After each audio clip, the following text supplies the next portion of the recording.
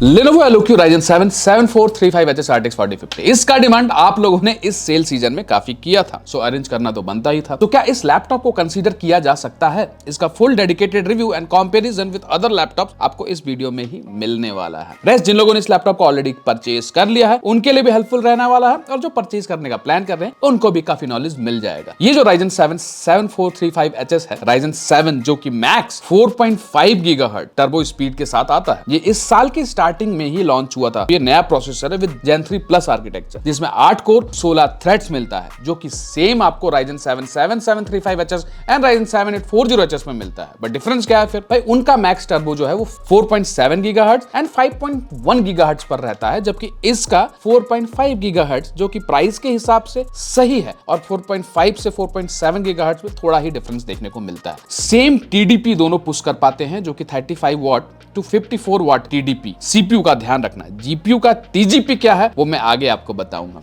बस इस CPU में आपको iGPU नहीं मिलता है। अब ये एक अच्छी बात है प्राइस को, कॉस्ट को कट करने के लिए, लेकिन इसका एडवांटेजेस एंड डिसएडवांटेजेस दोनों है। अब iGPU होने का डिसएडवांटेज क्या है पहले ये सुन लो। अगर iGPU DGPU दोनों है तो iGPU रैम मेमोरी शेयर करता है, यूज करता है, जिससे ओवरऑल परफॉर्मेंस पर इंपैक्ट करता है। अब दोनों ही आपका यूज हो रहा है। अगर आप iGPU को बंद कर दो या सिर्फ DGPU ओनली DGPU मोड पर यूज करो मैक स्विच से, तब जाकर आप रैम मेमोरी शेयरिंग को ऑफ कर पाओगे। लेकिन इतना करता कौन है कि नहीं? हैविंग iGPU और iGPU होने का क्या फायदा है? देखो एडवांटेज ये है, आपको नॉर्मल टास्क करना है like browsing, video watching etcetera, तो iGPU कम पावर लेकर काम आपका कर देता है। DGPU को बंद कर दो तो थोड़ा सा बैटरी बैकअप बढ़ जाता है। एंड ऑल्सो DGPU में कुछ इशू हुआ बाई चांस तो iGPU पर आप डायग्नोस कर सकते हो लैपटॉप को, है कि नहीं? ये कुछ फायदे हैं। रेस्ट सही बताऊं तो एक गेमिंग लैपटॉप को नॉर्मली हम गेमिंग के लिए, एडिटिंग के लिए, हाई एंड वर्क के लिए यूज करते हैं, लेते हैं। सो उस केस में हम कभी iGPU का तो सोचते भी नहीं है। आप ध्यान से सोचो, क्या आप सोचते हो कौन सा iGPU लगा है, कितना यूज हो रहा है? मैं तो नहीं सोचता।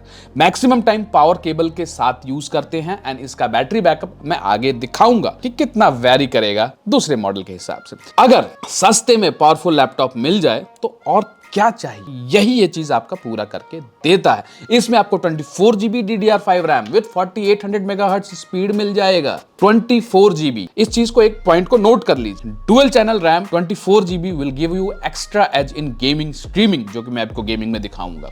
512 GB का Gen 4 SSD मिल जाएगी, जिसका रीड राइट एज यूजुअल सारे Eloquio में मिलता है, वो वही है। साथ ही आपको 105 वॉट TGP का RTX 4050 मिल जाता है, जो DLSS 3.5 का पूरा मजा आपको उठा सकते हो। 105 what is good enough. 140 what full TGP तो नहीं है, बट 105 वॉट से सारा काम हो जाता है। वो आप गेमिंग में देख लेना। Wi-Fi 6, Bluetooth 5.2 मिल जाएगा। लाइफ टाइम MS Office मिलता है, and 1 year warranty and accidental damage warranty का प्रोटेक्शन मिल जाता है, जिसको आप एक्सटेंड कर सकते हो। ऑनलाइन अगर ले रहे हो तो ऑनलाइन, या ऑफलाइन ले रहे हो तो आप बात करके इस चीज को बढ़ा सकते। 170 वॉट का चार्जर मिलता है इसके साथ, जो कि हमने गेमिंग किया, बैटरी चेक एंड ऑल किया। क्या एक्चुअली में मेरे को उससे कोई बैटरी ड्रॉप मिला कि नहीं मिला, वो आप वेट करो, आगे बताऊंगा। So just wait for that. पहले इस प्रोसेसर का परफॉर्मेंस बेंचमार्क चेक कर लीजिए, एंड फिर गेमिंग देख लिया जाएगा कि क्या गेमिंग परफॉर्मेंस ये हमको निकाल कर देता है। अगर R23 का स्कोर अगर आप देखोगे तो 14,000 आराम से निकाल कर दे दिया, जो कि एक अच्छा स्कोर है। सिंगल स्कोर 1436, जो कि थोड़ा और बेहतर हो सकता था। और PC Mark 10 अगर आप देखोगे तो भाई ये 6500, जो कि हम उम्मीद कर रहे थे इस प्रोसेसर से नॉर्मली। अब अगर आप 3D Mark 10 देखोगे तो बिकॉज यहाँ पे GPU स्कोर हमारा अच्छा निकल कर रहा है, और CPU स्कोर भी अच्छा निकला, जिसके कारण 9000 प्लस स्कोर है।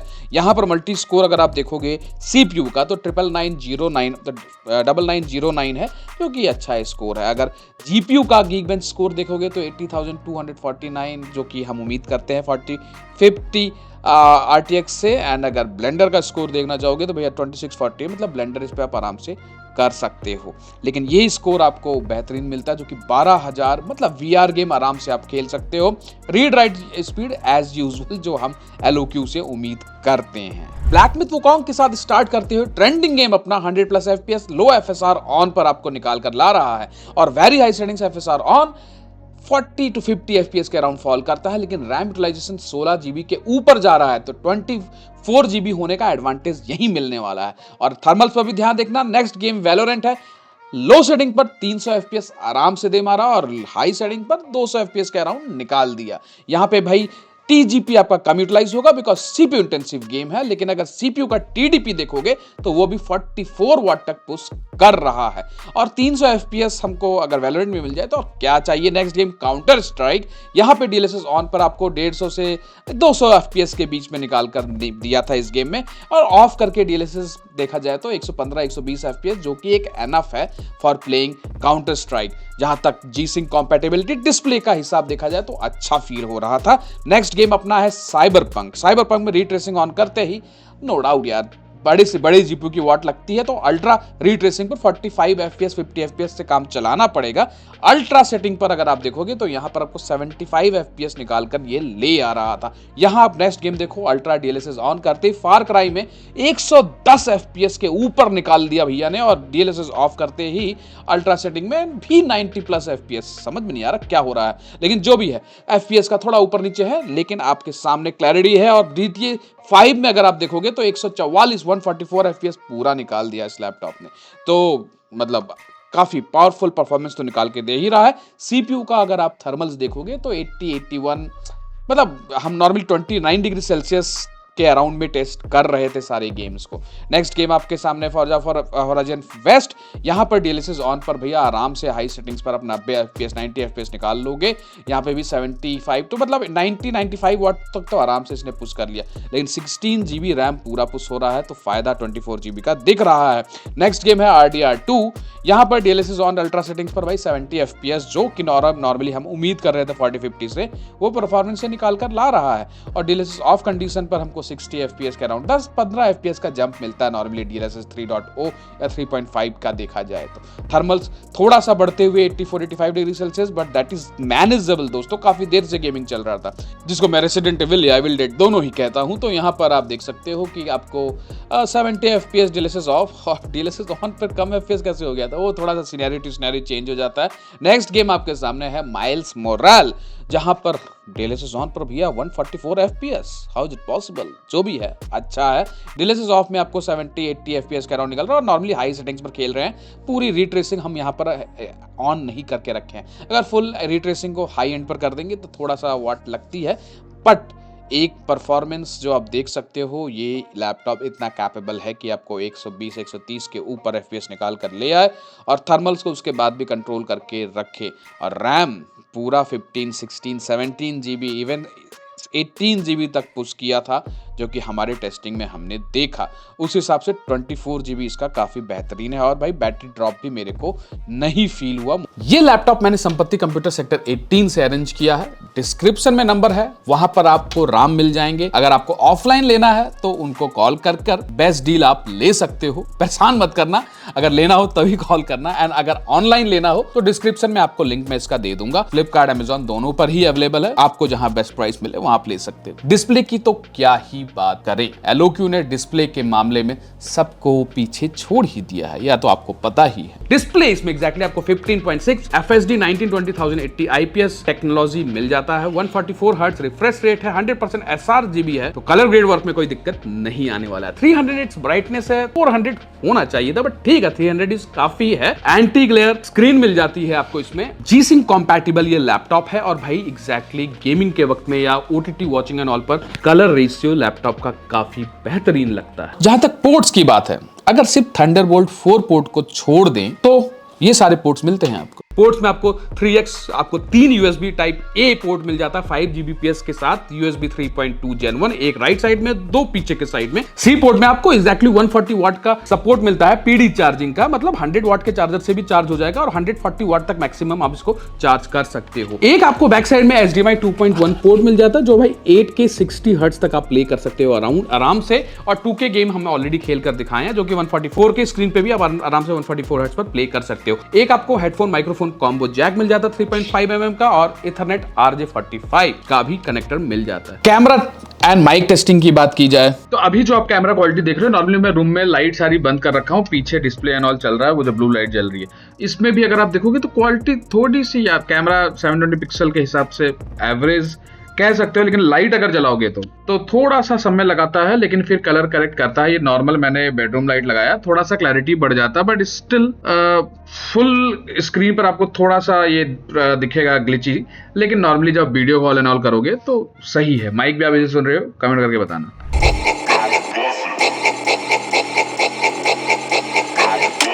बैटरी बैकअप हमने इसका टेस्ट किया। बैकअप मोड पर 60 हर्ट्ज मतलब डायनेमिक रिफ्रेश रेट इसमें आता है, ऑटोमेटिकली बैकअप मोड पर 60 हर्ट्ज पर ये चला जाता है। तो in an average browsing and all पर इसने 2.5 घंटे तक का बैकअप, जबकि iGPU वाला आपको आधे घंटे 45 मिनट थोड़ा और ज्यादा दे देता है, लेकिन प्राइस भी उसके लिए पे करते हो। एंड जिन लोगों का कंसर्न है कि भैया बैटरी ड्रॉप हुआ क्या इसमें, 170 वॉट का अगर आपका चार्जर है, 60 वॉट आवर की बैटरी है, क्या इस 170 वॉट से बैटरी ड्रॉप महसूस हुआ? देखो यार, मैं सही बता रहा हूं, मुझको कोई बैटरी ड्रॉप ज्यादा नहीं फेस हुआ। ये कह सकता हूं लॉन्ग आवर गेमिंग कर रहा था तो 99% पर मैक्सिमम टाइम ये रहा, मतलब 99% से नीचे नहीं गया, 99% पे रहा, 100% पे रहा, और लॉन्ग आवर गेमिंग के बाद 99% पर मैंने इसको देखा, बट उससे ज्यादा कोई बैटरी ड्रॉप मेरे को देखने को नहीं मिला। तो कंसीडरिंग अगर मैं HX से कंपेयर करूं तो जहां तक 4K एडिटिंग की बात है या आपको कलर ग्रेड वर्क करना है, तो उसमें ये लैपटॉप काफी कैपेबल है, बिकॉज आपको एक ठीक ठाक पावरफुल CPU भी मिल जाता है, जिसका 15,000 के अराउंड स्कोर निकल कर आ रहा है R23 का, एंड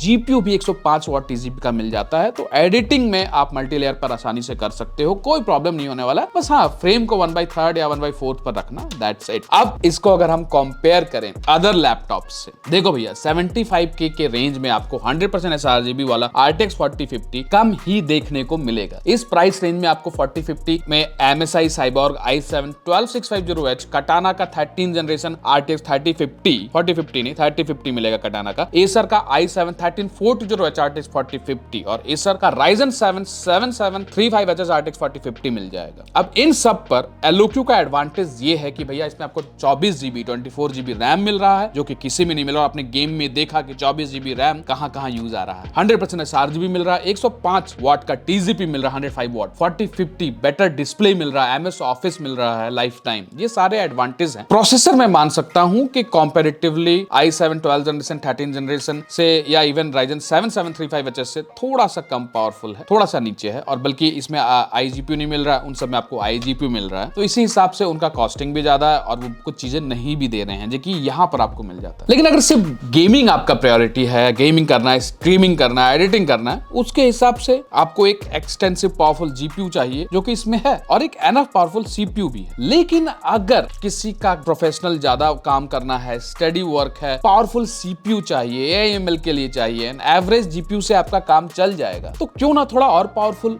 CPU में पैसा लगाया जाए, GPU एवरेज भी चल जाएगा। तो उनके लिए भैया HP Victus i5 13500HX RTX 3050, Dell G15HX CPU, ROG Strix i5 13450HX and any i7 12 generation और 13 जनरेशन CPU के साथ भी आप जा सकते हो, जो कि अंडर 80 के आपको मिल जाएगा आराम से। डिस्क्रिप्शन में मैंने लिंक दे दिया। Rest CPU power and GPU power दोनों ही चाहिए अंडर 80 के, तो वहां पे भी LOQ ने कुंडली मारकर बैठा हुआ है। कौन सा मॉडल? LOQ 12450HX RTX 4050। लेकिन आई नो जिनको Ryzen LOQ लेना है, they will not consider the HX LOQ. You guys know why I'm saying that. Rest, this laptop is one of the best option around 75K for heavy gaming and streaming, also for color grade work. I hope आप लोगों को video अच्छी लगी होगी। So उसी बात पर एक लाइक तो बनता ही है, एंड सब्सक्राइब करिए एंड बेल आइकन दबा दीजिए। चलिए मिलते हैं नेक्स्ट वीडियो में।